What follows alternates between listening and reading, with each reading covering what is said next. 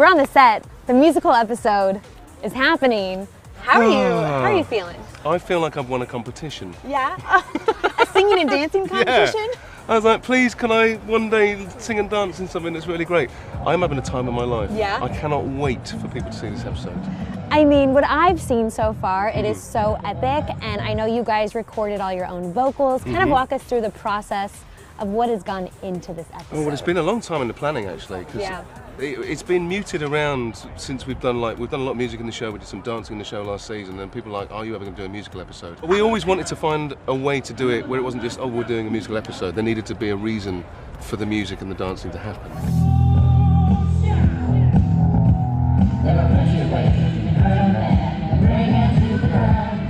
It's fun. It's really fun. A little bit terrifying because it's, you know, it's professional dancers and big cameras and cameras they use in the NFL and a lot of, you know, it's beautifully overwhelming. Yeah. And such a big, if not our biggest episode yet. Yeah. So fun. I know I'm surrounded by professional dancers. I know it's like the closest I'm gonna have to a Beyonce moment.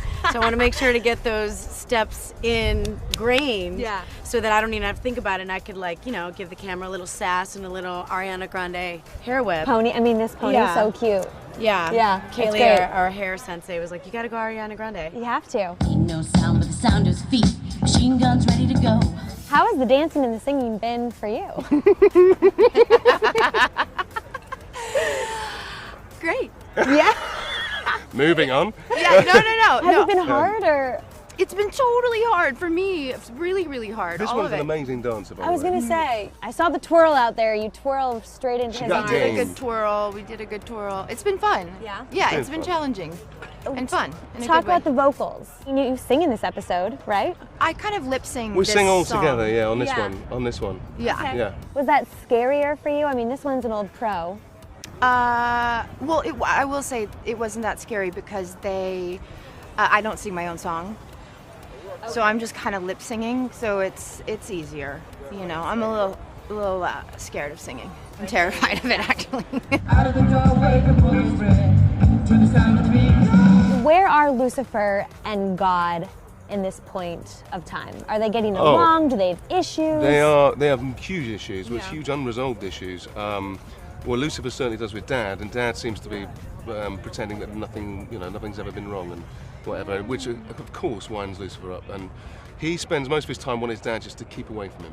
And then he has a sort of revelatory moment in this episode where he's like, maybe for the sake of other things in my life, I should try getting along with my dad.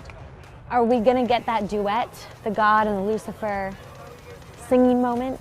You might do. How does having God sort of shake things up in general? Oh my gosh, well, his presence has been looming for 5 years. Yeah. I mean, he has been such an instrumental force of nature on our show, and fans every year ask, is God coming? Is God coming? Is God coming? Because Lucifer has all these daddy issues. Yeah. So even though we've never met him, you definitely feel like his presence is there.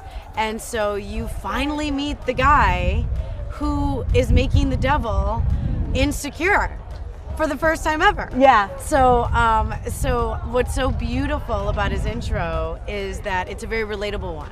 So no one can relate to being the devil. No one can relate to, you know, having wings. Yeah. But everyone can relate to having that one person. You could be a total boss. You could be, you know, Oprah, Beyonce, and there's that one person that you want their acceptance. Yeah. And for Lucifer is God. Are you ready? Hey, are you ready for this? Are you hanging on the edge of your seat? Do you have scenes with God? Not yet. So God is finally introduced, and he's introduced as a father when the brothers are fighting, Lucifer and Amenadon. He's like, guys, you know, I don't like it when you fight. So that's really fun. That's why God gets involved in the first place? I don't know. I think he just, he's a dad. He's got to come look at his kids. Yeah. So what's really fun about their first time, it's the episode where God for the first time becomes human. So it's really fun because I'm in a scene where he experiences having to pee for the first time, having a brain freeze from a Slurpee for the first time. And so the first time I see him, he's like, this is my dad. I'm like, oh my God. And he's like, thank you for your support. And I'm like, huh? But it's really fun to see God, because he's been so far removed from being human. He's so divine and so evolved that when he goes into human form again, he's like, what is this full bladder situation? What is this brain freeze situation? And what is this not being able to hear everyone's thoughts?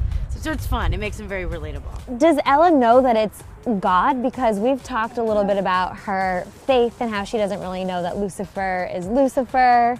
Girl, for as smart as Ella is, she clueless. Okay, she clueless. I mean, she still thinks that Lucifer is just an unemployed actor who like clearly never gets a job. So we're this far in and she still doesn't know. She still doesn't know. She's just like, he just needs a hug. Yeah. You know what I mean? Still.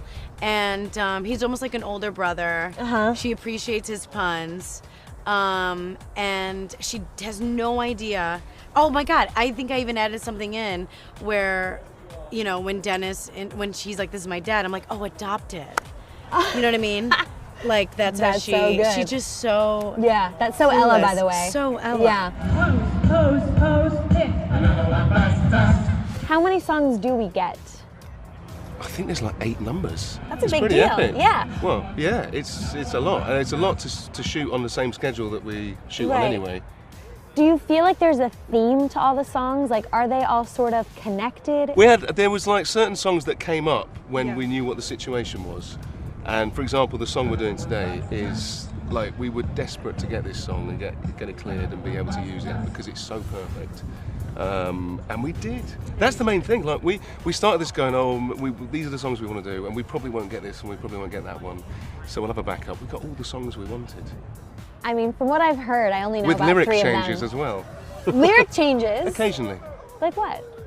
Oh, I can't. No. No. You won't tell us any? In the first song that Lucifer sings, he drops a very important lyric from the original song in order for this song to be personal for him.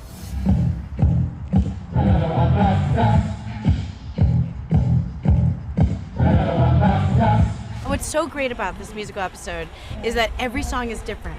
Yeah. Some songs are like Beyonce playing with her hair, you know, and you got like sex hair going. Some are almost a cappella sounding. Trixie sings this beautiful, Trixie sings this beautiful, almost like, thank you, this like a cappella sounding song that is just so tender, it breaks your heart.